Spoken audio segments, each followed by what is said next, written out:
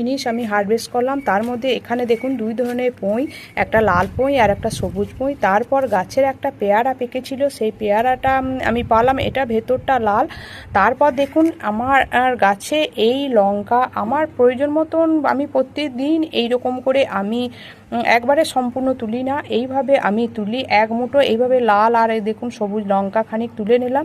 তারপর একটা লেবু তুলে নিলাম। আমার বাগানে তো প্রচুর লেবু, তাই আমি এই লেবুগুলো আমি প্রত্যেক দিন একটা করে তুলি আর খাই। আপনারা ছাদ বাগানে এইরকম সবজি এবং ফলের গাছ এবং এই শুধুমাত্র ফলের গাছ নয়, এইরকম ফুলের গাছও লাগাতে পারেন। কত ভালো লাগে দেখুন ছাদ বাগানে এইরকম যদি জিনিস থাকে, এরকম তুলতেও ভালো লাগে এবং খেতেও ভালো লাগে। আর সম্পূর্ণটা হচ্ছে অর্গানিক নির্ভেজাল একটা সবজি।